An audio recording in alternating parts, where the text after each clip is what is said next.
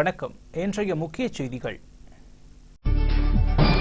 அரசு விழாவில் அமைச்சரை முற்றுகையிட்ட மாணவர் கூட்டமைப்பினர் 20 பேர் கைது. முன்னாள் துணை பிரதமர் பாபு ஜெகஜீவன் ராம் நினைவு நாள், முதல்வர் மாலை அணிவித்து மரியாதை. பள்ளி கல்லூரி மாணவர்கள் வகுப்புகளை புறக்கணித்து கல்வித்துறை முற்றுகை, பிராந்திய இடஒதுக்கீட்டு முறையை ரத்து செய்ய வலியுறுத்தல். பழங்குடியினர் மீதான வழக்கை திரும்பப் பெற ஆட்சியரிடம் மனு, மறுபரிசீலனை செய்யப்படும் என ஆட்சியர் உறுதி. வருவது விரிவான செய்திகள். பிராந்திய இடஒதுக்கீட்டை ரத்து செய்ய வலியுறுத்தி அமைச்சரை முற்றுகையிட்ட மாணவர் கூட்டமைப்பினர் 20 பேரை போலீசார் கைது செய்தார்கள். புதுச்சேரியில் அரசு நடைமுறைப்படுத்தியுள்ள உயர்கல்வியில் பிராந்திய இடஒதுக்கீட்டு முறையை ரத்து செய்ய வேண்டும் என வலியுறுத்தி பள்ளி மற்றும் கல்லூரி மாணவர்கள் வகுப்புகளை புறக்கணித்து கடந்த 3 நாட்களாக போராட்டங்களை நடத்தி வருகிறார்கள். இந்நிலையில் லாஸ்பேட்டை விமான நிலையம் செல்லும் சாலையில் அமைந்துள்ள முன்னாள் துணை பிரதமர் பாபு ஜெகஜீவன் ராம் நினைவு தினத்தை முன்னிட்டு அவரது சிலைக்கு அரசு சார்பில் மாலை அணிவிக்க சமூக நலத்துறை அமைச்சர் ராஜவேலு வந்தார். அப்போது அங்கிருந்த மாணவர் கூட்டமைப்பினர் அமைச்சரை முற்றுகையிட்டு மாணவர்களுக்கு பாதிப்பை ஏற்படுத்தும் பிராந்திய இடஒதுக்கீட்டு முறையை ரத்து செய்ய வேண்டும் என வலியுறுத்தினர். இதனையடுத்து பாபு ஜெகஜீவன் ராம் சிலைக்கு மாலை அணிவித்த மாணவர் கூட்டமைப்பினர் அரசுக்கு எதிராக கண்டன கோஷங்களை எழுப்பியதால் பெரும் பரபரப்பு ஏற்பட்டது. இதனைத் தொடர்ந்து மாணவர் கூட்டமைப்பினர் 20 பேரை போலீசார் கைது செய்தனர். முன்னாள் துணை பிரதமர் பாபு ஜெகஜீவன் ராம் நினைவு நாளையொட்டி அரசு சார்பில் முதல்வர் ரங்கசாமி மாலை அணிவித்து மரியாதை செலுத்தினார். சுதந்திர போராட்ட வீரரும் முன்னாள் துணை பிரதமருமான ஜெகஜீவன் ராம் நினைவு நாள் அரசு சார்பில் கடைபிடிக்கப்பட்டது. இதனையொட்டி லாஸ்பேட்டையில் உள்ள அவரது உருவ சிலைக்கு முதலமைச்சர் ரங்கசாமி மாலை அணிவித்து மரியாதை செலுத்தினார். மேலும் அமைச்சர் ராஜவேலு, அரசு கொறடா நேரு, சட்டமன்ற உறுப்பினர் கல்யாண சுந்தரம், சுற்றுலா வளர்ச்சிக் கழக தலைவர் மணிகண்டன் உட்பட திரளானோர் கலந்து கொண்டு பாபு ஜெகஜீவன் ராம் சிலைக்கு மாலை அணிவித்து மரியாதை செலுத்தினார்கள். பிராந்திய இடஒதுக்கீட்டு முறையை ரத்து செய்ய வேண்டும் என வலியுறுத்தி மாணவர்கள் கல்வித்துறையை முற்றுகையிட்டு போராட்டத்தில் ஈடுபட்டதால் அங்கு பரபரப்பு ஏற்பட்டது. பிராந்திய இடஒதுக்கீட்டு முறையை ரத்து செய்ய கோரி மாணவர்கள் பலகட்ட போராட்டங்களை நடத்தி வருகிறார்கள். இதன் ஒரு பகுதியாக அரசு கல்லூரி மற்றும் பள்ளி மாணவர்கள் வகுப்புகளை புறக்கணித்து எல்லைப்பிள்ளை சாவடியில் உள்ள கல்வித்துறையை முற்றுகையிட்டு போராட்டத்தில் ஈடுபட்டனர். இதனையடுத்து சம்பவ இடத்திற்கு வந்த போலீசார் போராட்டத்தில் ஈடுபட்ட மாணவர்களிடம் நடத்திய சமாதான பேச்சுவார்த்தையை அடுத்து போராட்டம் கைவிடப்பட்டது. இதுகுறித்து மாணவர்கள் கூறும்போது, பிராந்திய இடஒதுக்கீட்டு முறையை ரத்து செய்து விகிதாச்சார முறையில் இடஒதுக்கீட்டு முறையை அமல்படுத்த வேண்டும் என வலியுறுத்தினார்கள். இன்னைக்கு புதுச்சேரி அரசாங்கம் மாணவர்களை பிளவுபடுத்தக்கூடிய வகையில் பிராந்திய இடஒதுக்கீட்டு மூலமாக மாணவர்களை பிரித்து இருக்கிறாங்க. உடனடியாக அனைத்து பகுதி மாணவர்களுக்கும் சம வாய்ப்பு வழங்கப்படணும் அப்படின்னு சொல்லிட்டு இந்திய மாணவர் சங்க சார்பில் பிராந்திய இடஒதுக்கீட்டை உடனடியாக புதுச்சேரி அரசாங்கம் ரத்து செய்யணும்னு சொல்லிட்டு இன்னைக்கு நகரப்பகுதியில் இருக்கக்கூடிய அனைத்து பள்ளி மாணவர்களும் வகுப்புகளை புறக்கணித்து ஏறக்குறைய 3000க்கும் மேற்பட்ட மாணவர்கள் வகுப்புகளை புறக்கணித்து இன்னைக்கு பள்ளி மாணவர்கள் வீதியில் இறங்கி கல்வித்துறை முன்னாடி முற்றுகையிட்டு போராட்டம் நடத்திட்டு இருக்கிறோம். பழங்குடியினர் மீது போடப்பட்டுள்ள வழக்குகளை திரும்ப பெற வேண்டும் என மாவட்ட ஆட்சியரிடம் மனு கொடுக்கப்பட்டுள்ளது. தவளக்குப்பத்தை அடுத்த டிஎன் பாளையத்தில் வசித்து வரும் பழங்குடியினர் மக்கள் நடத்திய மறியலில் போலீசார் தடியடி நடத்தினர். இதில் 20 பேர் படுகாயமடைந்தார்கள். இச்சம்பவத்தில் சுமார் 50 பழங்குடியினர் மீது வழக்கு பதிவும் செய்யப்பட்டுள்ளது. இந்நிலையில் பழங்குடியினர் மக்கள் கூட்டமைப்பு தலைவர் ராம்குமார் தலைமையில் காங்கிரஸ் செய்தி தொடர்பாளர் வீரராகவன், விடுதலை சிறுத்தைகள் கட்சியின் மாநில அமைப்பாளர் பாபானன், மக்கள் உரிமை கூட்டமைப்பு செயலாளர் சுகுமாரன், மக்கள் வாழ்வுரிமை இயக்க தலைவர் ஜெகநாதன், தமிழக வாழ்வுரிமை கட்சி மாநில அமைப்பாளர் ஸ்ரீதர் உட்பட பல்வேறு அமைப்புகளை சார்ந்த நிர்வாகிகள் மாவட்ட ஆட்சியர் தீபக்குமாரை சந்தித்து மனு ஒன்றை அளித்தனர். அம்மனுவில் புதுவை மாநிலத்தில் உள்ள பழங்குடியினர் குறித்த கணக்கெடுப்பு நடத்தி அவர்களுக்கு புனர்வாழ்வு கொடுக்க வேண்டும் என்றும், கொத்தடிமைத்தனத்திலிருந்து அவர்களை மீட்க வேண்டும் என்றும், போராட்டத்தின் போது பழங்குடியினர் மீது தடியடி நடத்திய போலீசார் மீது நடவடிக்கை எடுக்க வேண்டும் என்றும் குறிப்பிடப்பட்டிருந்தது. மனுவை பெற்றுக்கொண்ட மாவட்ட ஆட்சியர் தீபக்குமார், தடியடி நடத்தியவர்கள் மீது விசாரணை நடத்தி உரிய நடவடிக்கை எடுக்கப்படும் என்றும், பழங்குடியினர் மீது போடப்பட்ட வழக்குகளை திரும்ப பெறுவது குறித்து மறுபரிசீலனை செய்யப்படும் என்றும் உறுதியளித்தார். ஜம்மு காஷ்மீர் பாதுகாப்பு பேரவை சார்பில் தலைமை தபால் நிலையம் முன்பு ஆர்ப்பாட்டம் நடத்தப்பெற்றது. ஜம்மு காஷ்மீர் மாநில நிலைமையை ஆய்வு செய்ய மத்திய அரசு நியமித்த 3 பேர் குழுவின் பரிந்துரைகளை நிராகரிக்க வேண்டும் என்பது உட்பட பல்வேறு கோரிக்கைகளை வலியுறுத்தி தலைமை தபால் நிலையம் முன்பு ஆர்ப்பாட்டம் நடத்தப்பெற்றது. இந்த ஆர்ப்பாட்டத்திற்கு RSS மாவட்ட செயலாளர் ஸ்ரீனிவாசன் தலைமை தாங்கினார். மாநில பாரதிய ஜனதா தலைவர் தாமோதர், பொதுச் செயலாளர் அன்பு செல்வன், துரை கணேசன், இந்து முன்னணி மாநில தலைவர் சனில்குமார், பொதுச் செயலாளர் முருகையன், விஸ்வ இந்து பரிஷத் சுந்தரமூர்த்தி, சமஸ்கார் பாரதி, நாகராஜன் உட்பட பலர் கலந்து கொண்டார்கள். நீதிமன்ற வளாகத்திற்குள் நிறுத்தி வைக்கப்பட்டிருந்த இருசக்கர வாகனங்களின் இருக்கைகளை சேதப்படுத்திய மர்ம நபர்கள் மீது நடவடிக்கை எடுக்க வேண்டும் என வழக்கறிஞர்கள் கோரியுள்ளார்கள். புதுச்சேரி கடலூர் சாலையில் அமைந்துள்ளது முதன்மை குற்றவியல் அமர்வு நீதிமன்றம். இங்கு பல்வேறு வழக்குகள் தொடர்பாக வழக்கறிஞர்களும் வாதிகளும் வந்து செல்வது உண்டு. இந்நிலையில் நீதிமன்ற வளாகத்திற்குள் நிறுத்தி வைக்கப்பட்டிருந்த வழக்கறிஞர்களின் இருசக்கர வாகனங்கள் சுமார் 5க்கும் மேற்பட்டவை சில மர்ம நபர்கள் சேதப்படுத்தியுள்ளார்கள். சட்டம் ஒழுங்கை காக்கும் நீதிமன்ற வளாகத்திலேயே விதிமீறல்கள் நடைபெற்றிருப்பது கண்டிக்கத்தக்கது. இது குறித்து பாதிக்கப்பட்டவர் ஒருவர் கூறுகையில், புதுச்சேரி நீதிமன்றத்தில் வழக்காளிகளும் வழக்கறிஞர்களும் பார்க்கிங் வசதி செய்து கொடுக்க வேண்டும் என்றும், நீதிமன்றத்தில் பொருத்தப்பட்டுள்ள வெப் கேமராக்கள் உடனடியாக சரி செய்யப்பட வேண்டும் என்றும், இன்றைக்கு வழக்கறிஞர்கள் பார்க்கிங் செய்துள்ள மோட்டார் சைக்கிளில் சீட்டை சமூக விரோதியில் கிழித்துள்ளார்கள், அதை உடனே கண்டிக்க வேண்டும் எனவும், புதுச்சேரி நீதிமன்றத்தில் உள்ள தனி அதிகாரியை இதுபோன்ற பிரச்சனைகள் ஏற்படாமல் இருக்க, சம்பவங்கள் நடக்காமல் இருக்க தக்க நடவடிக்கை எடுக்க வேண்டும் என்றும் அரசாங்கத்தையும் நீதிமன்றத்தில் தனி சிறப்பு அதிகாரியும் கேட்டுக்கொள்கிறோம். விளம்பரத்திற்கு பிறகு வரும் செய்திகள். 11ஆம் வகுப்பிற்கான மாணவர் சேர்க்கை 10ஆம் தேதி முதல் நேர்காணல், கல்வித்துறை அறிக்கை.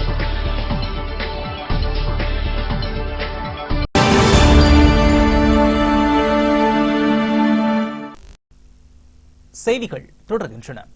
11ஆம் வகுப்பு சேர்க்கைக்கான நேர்காணல் 10ஆம் தேதி முதல் தொடங்கும் என கல்வித்துறை அறிவித்துள்ளது.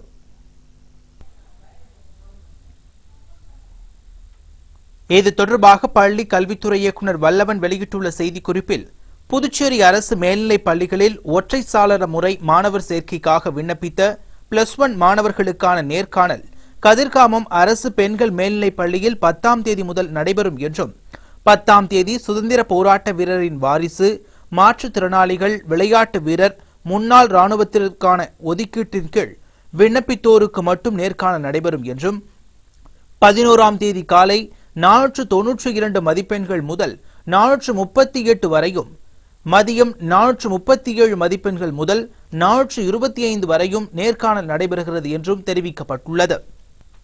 மேலும் 13ஆம் தேதி முதல் 18ஆம் தேதி வரை 424 மதிப்பெண்கள் முதல் 349 வரை உள்ள மதிப்பெண்கள் வரை நேர்காணலுக்கு அழைக்கப்படுவார்கள். அதனைத் தொடர்ந்து வரும் மதிப்பெண்களுக்கு 19ஆம் தேதி முதல் அடுத்த மாதம் 7ஆம் தேதி வரை 14 நாட்கள் நேர்காணல் நடைபெறும்.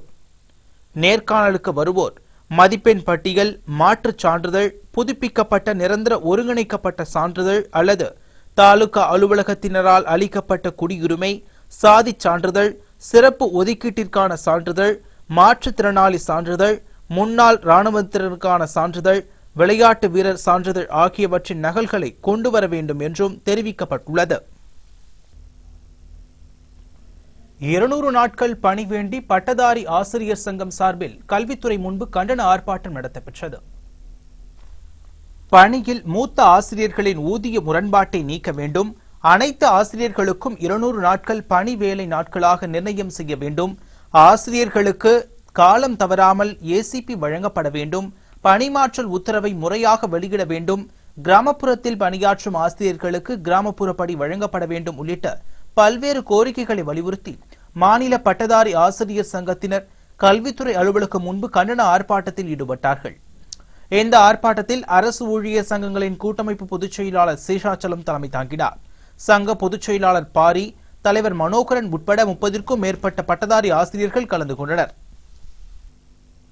புதுச்சேரியில் உள்ள நலிவடைந்த நாதஸ்வர தவிலிசை கலைஞர்கள் மற்றும் நாவிதர்களுக்கு சமூக நலத்துறை சார்பில் வழங்கப்படும் தொழிற்கருவிகளை அமைச்சர் ராஜவேலு வழங்கினார். சமூக நலத்துறையின் சார்பில் புதுச்சேரி பகுதியை சார்ந்த நலிவடைந்த நாதஸ்வர தவில் கலைஞர்களுக்கும் பொருளாதாரத்தில் பின்தங்கிய நாவிதர்களுக்கும் தொழிற்கருவிகள் வழங்கும் நிகழ்ச்சி சமூக நலத்துறை வளாகத்தில் நடைபெற்றது. இவ்விழாவில் சமூக நலத்துறை அமைச்சர் ராஜவேலு கலந்து கொண்டு தொழிற்கருவிகளை வழங்கினார். இதில் உள்ளாட்சித்துறை அமைச்சர் பன்னீர்செல்வம், அங்காளன், துறை இயக்குநர் உத்தமன் உட்பட பலர் உடனிருந்தார்கள். இந்நிகழ்ச்சியில் 13,20,000 ரூபாய் மதிப்பிலான 96 கருவிகள் வழங்கப்பட்டன. இதேபோல் நெட்டப்பாக்கம் தொகுதியில் உள்ள நலிவடைந்த நாதஸ்வரம் தவிலிசை கலைஞர்கள் மற்றும் நாவிதர்களுக்கு தொழிற்கருவிகளை தொகுதியின் சட்டமன்ற உறுப்பினர் பெரியசாமி வழங்கினார். இந்நிகழ்வில் கரையாம்புத்தூர், செங்கதிர் மற்றும் ஊர் முக்கிய பிரமுகர்கள் கலந்து கொண்டார்கள். இதனிடையே மணவெளி தொகுதியை சார்ந்த நலிவடைந்த நாதஸ்வரம் தவிலிசை கலைஞர்கள் மற்றும் நாவிதர்களுக்கு 2 நாற்காலிகள், 1 தவில், 1 நாதஸ்வரம் உட்பட தொழிற்கருவிகளை சட்டமன்ற உறுப்பினர் புருஷோத்தமன் வழங்கினார். இந்நிகழ்வில் முடித்திருத்துவோர் சங்க தலைவர் முத்து உட்பட பலர் கலந்து கொண்டார்கள். முத்தியால்பேட்டை ஸ்ரீ அயக்ரீவ பெருமாள் கோவிலில் திருக்கல்யாண உற்சவம் வெகு விமர்சையாக நடத்தப்பெற்றது.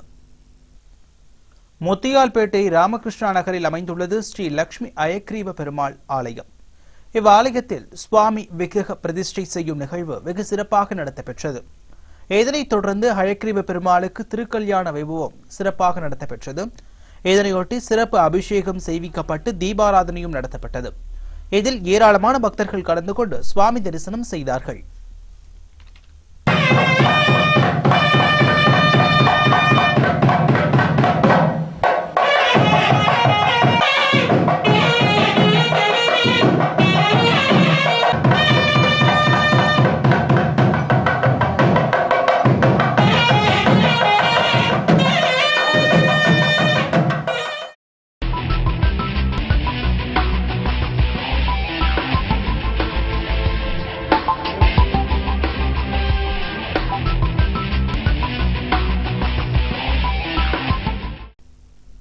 ஜனாதிபதி பிரதிபா பாட்டீலுக்கு வரும் 23ஆம் தேதியன்று மத்திய அரசு சார்பில் பிரிவு உபச்சார விழா நடத்தப்பட உள்ளது. ஜனாதிபதி பிரதிபா பாட்டீலின் பதவிக்காலம் வரும் 24ஆம் தேதியுடன் முடிவடைகின்ற நிலையில் அவருக்கு இந்த ஏற்பாடு மத்திய அரசு சார்பில் செய்யப்பட்டிருக்கிறது. இது குறித்து மத்திய அரசு சார்பில் வெளியிட்டுள்ள செய்திக்குறிப்பில், நாட்டின் 14வது ஜனாதிபதி தேர்தல் இம்மாதம் 19ஆம் தேதி நடைபெற உள்ளது. இந்நிலையில் 22ஆம் தேதி தெரிவு செய்யப்பட உள்ள புதிய ஜனாதிபதி 25ஆம் தேதி பதவியேற்கிறார். இதனை ஒட்டி நாடாளுமன்றத்தின் இரு அவைகளின் சார்பில் 23ஆம் தேதி அவருக்கு வழி அனுப்பு விழா நடைபெற உள்ளது. இவ்விழாவில் துணை ஜனாதிபதி ஹமீத் அன்சாரி, பிரதமர் மன்மோகன் சிங், சபாநாயகர் மீரா குமார் ஆகியோர் கலந்து கொள்வதாக தெரிவிக்கப்பட்டுள்ளது.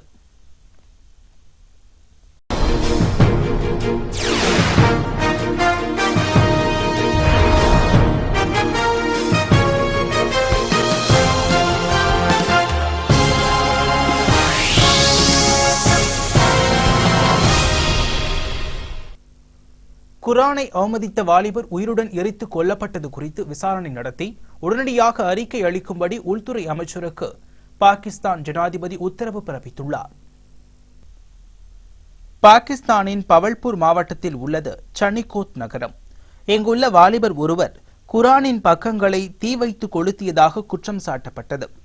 இதனையடுத்து கடந்த செவ்வாய்க்கிழமை அவரை கைது செய்த போலீஸ் நிலையத்திற்கு அழைத்து சென்றனர். குரான் எரிக்கப்பட்ட தகவல் பரவி 2000க்கும் அதிகமானோர் போலீஸ் நிலையத்தை முற்றுகையிட்டார்கள். பின்னர் போலீசாரை தாக்கி வாலிபரை இழுத்து சென்றனர். பின்னர் வாலிபரை சரமாரியாக தாக்கி ஏராளமான மக்கள் முன்னிலையில் உயிருடன் தீ வைத்தார்கள். இதில் வாலிபர் உடல் கருகி பலியானார். இந்த கொடூர சம்பவம் பாகிஸ்தானில் பெரும் பரபரப்பை ஏற்படுத்தியுள்ளது. இந்நிலையில் சம்பவம் குறித்து விசாரணை நடத்தி உடனடியாக அறிக்கை அளிக்கும்படி ஜனாதிபதி ஆசிப் அலி சர்தாரி உத்தரவிட்டுள்ளார். இது குறித்து அவர் கூறுகையில், வாலிபரை உயிருடன் எரித்து கொன்றது அதிர்ச்சி அளிக்கிறது என்றும் யாரும் சட்டத்தை கையில் எடுத்துக் கொள்ளக்கூடாது என்றும் தெரிவித்துள்ளார். யார் என்ன குற்றம் செய்தாலும் சட்டப்படி நடவடிக்கை எடுக்கப்படும் என்றும், எனவே சம்பவம் குறித்து தீவிர விசாரணை நடத்தி அறிக்கை அளிக்க உள்துறை அமைச்சருக்கு உத்தரவிட்டுள்ளதாகவும் தெரிவித்துள்ளார்.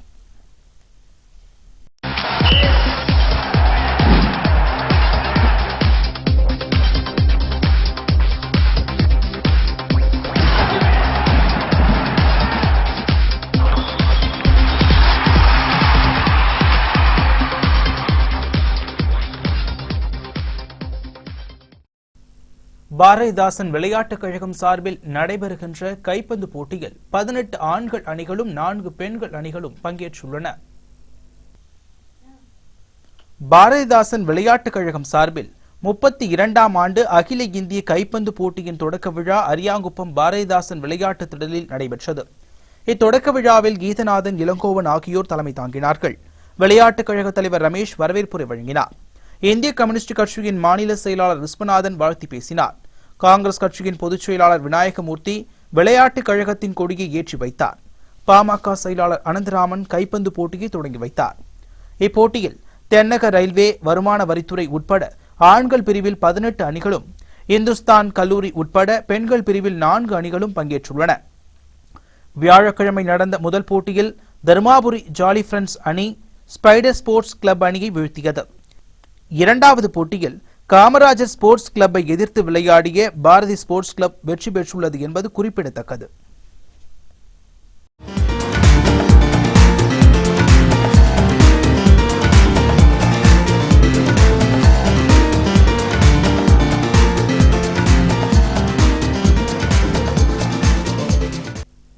பதிமூன்று ஆண்டுகளுக்கு பிறகு தமிழ் சினிமாவில் மறுபிரவேசம் செய்ய உள்ளார் நடிகை லாரா தத்தா.